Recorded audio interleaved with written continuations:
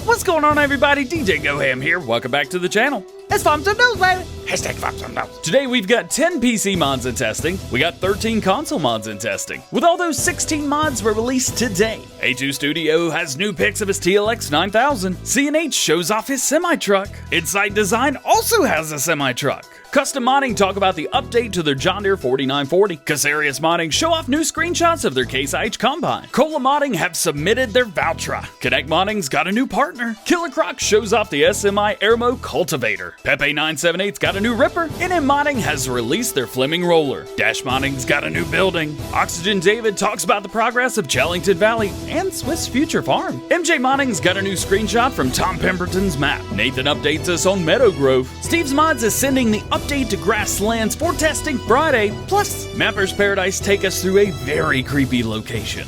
Let's check it out. At SD for PC, we have the American Shed, Deutz4 Agrastar 638, Iker G220, La Petite OS, Real Speed Limit, Ryla Grain Silo, Round Bell Trailer, Seasons Geo Secoli Land, SIP Disc 300, and the Northern Coast Sheds. At SD for console, we have Agri XJS, Duvelsdorf MSS 3700, Hull Silo, Krone Swadro TC930, Kunin John Deere Mower Pack, Kvern Lantara 1204D, Lizard Granos, Lizard ORPE 100, Mega Silo Complex, Park Bench, Segway, Transport Tool, and Wooden Shack. With all that being said, we still have 121 mods sitting waiting to be tested, and the current average waiting time for newly submitted mods is 5 workdays. In addition to the mods and testing, 16 new and updated mods were released today on the Endgame Mod Hub. I've already made a video showing off all of these, and you can find that video linked in the first pinned comment below. Along with these mods, the West EP In-Dump Pack and West Semi-Trailer Dolly were only released on PC,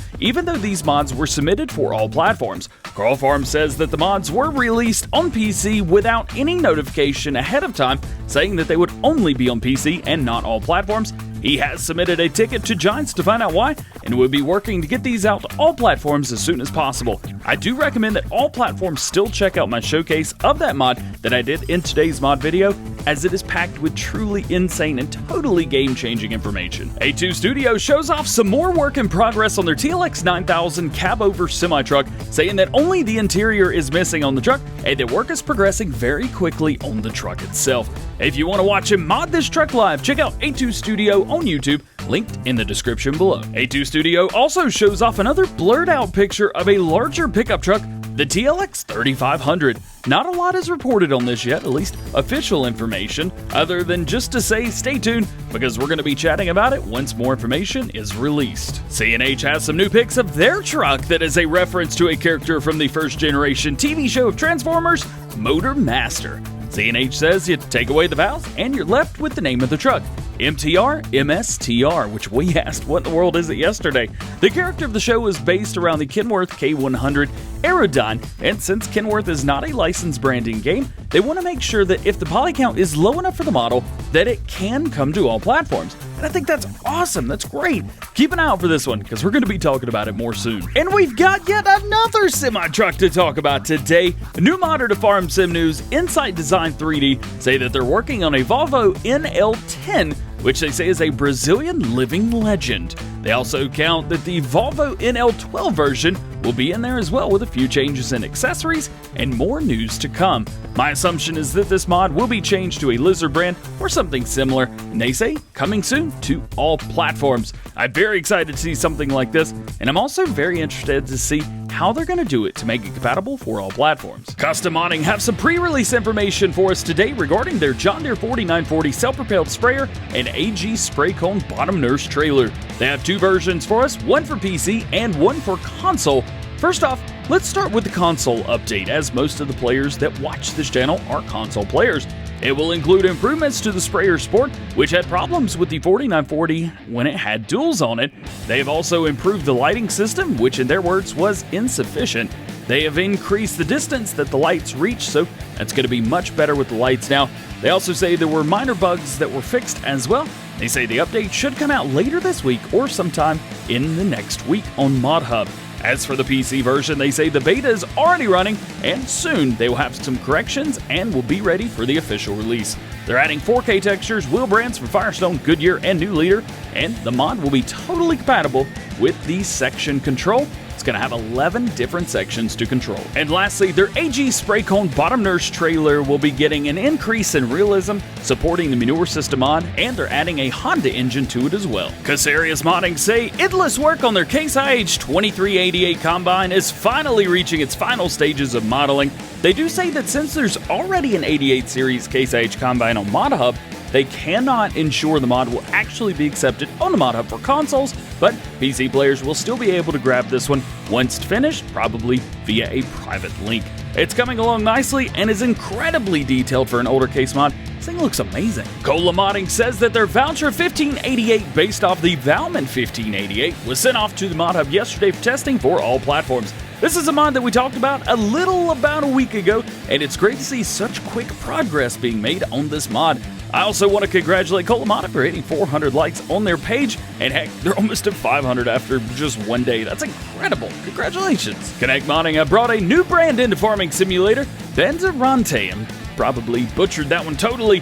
They say they are proud to be part of the process, and they will be making some of their products for everyone's enjoyment.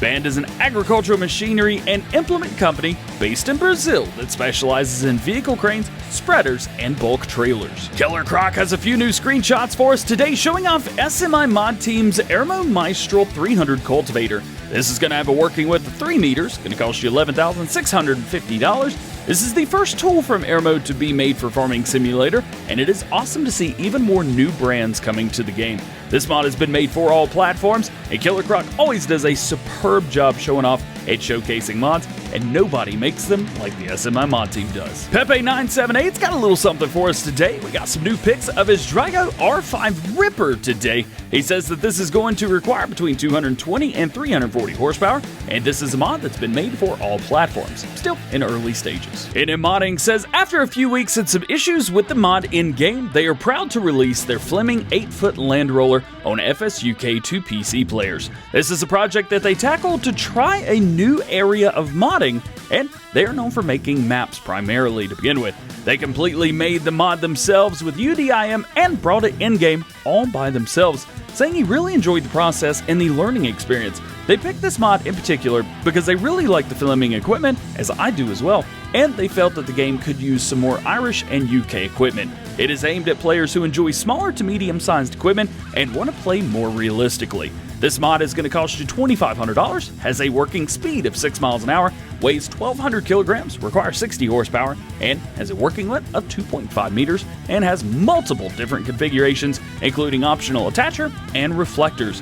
This mod is only available to PC players on FSUK, and if you want to download it, have a link in the description beside NM Modding. Dasch Modding is working on a new shed, and today we get to see the progress that they have made so far. Dasch says that the shed will be about half the size of his already released pull-through garage. This version, however, will only have one massive door with a smaller door as well as a regular person-sized door, player-sized door, that would be on the side as well. A lot of you guys asked for that. It's also going to have a workshop point in it too, which I think is really cool. He really wants to get a lift in the building, but needs to get it in game first and see how the overall size is with the shed in comparison. The plan is to have all of the same color matching schemes as the larger bigger brother, and yes, this is aimed for all platforms. This is still a mod work in progress, but just from this one screenshot, he's already got me excited about this one. Oh man, he did it again. Oxygen David says testing on Chellington Valley has gone great. There were some issues implementing new things, but the issues were fixed very quickly. The map has now been fully tested internally, and Oxy is happy with the version that he has right now. The farming agency will be getting this map soon to work their magic and to implement the Maze Plus into the map and a few other things as well. Once that is finished and they are happy with the result, the map will go to Giants for PC testing. Oxygen David also says that they are back working on the Swiss Future Farm, which was their entry into the mod contest last year, which actually won the Swiss Future Farm Special Award map thing. I'm not really sure what it was called. He says that it will be updated with all of the special requests from Giants and will even be made fully playable with a release on PC and consoles. That's really cool. MJ Modding has a new pick from Tom Pemberton's farm for us today, just a little bit, saying almost finished with the yard, just adding more detail. I know this is one map that lots of you are anxiously awaiting for, but don't worry, It's being worked on as we speak. This looks awesome, MJ. Nathan updates us on the progress of Meadowgrove. He says that the season's version still needs to be sent back to Giants for retesting, which he says will be done soon. The extended version is still being worked on, but he's only able to get to it when he's not working at his job, which is very time-consuming. You know, he's a farmer too, so that's very time-consuming. He does say that he still needs to add placeables like water triggers, sill points, bunker silos, fuel triggers,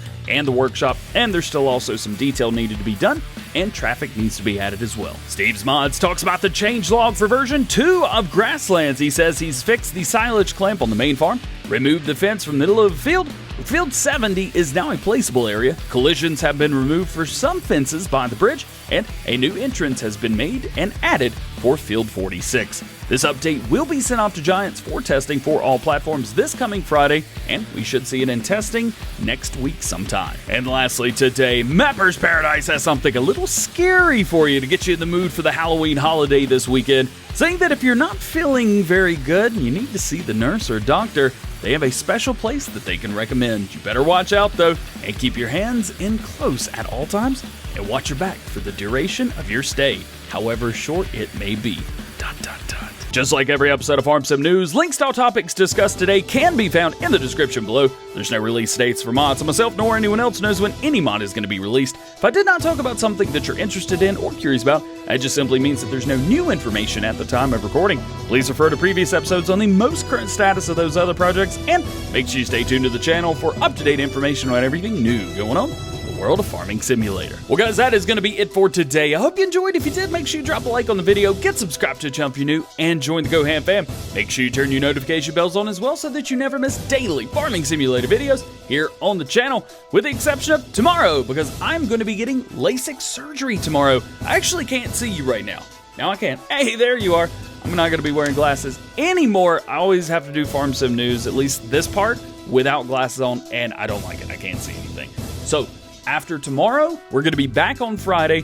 Videos will be late Friday. I have to do post-op, so I do have to go in for that on Friday. So videos will release probably about 5 to 6 hours later on Friday, but I will get them out nonetheless, and we will be back on Saturday for another Farm Sim News. We'll be back on Saturday just like normal for Halloween. It's going to be nice. But, all that being said, hope you have a great day. We will see you later. Peace!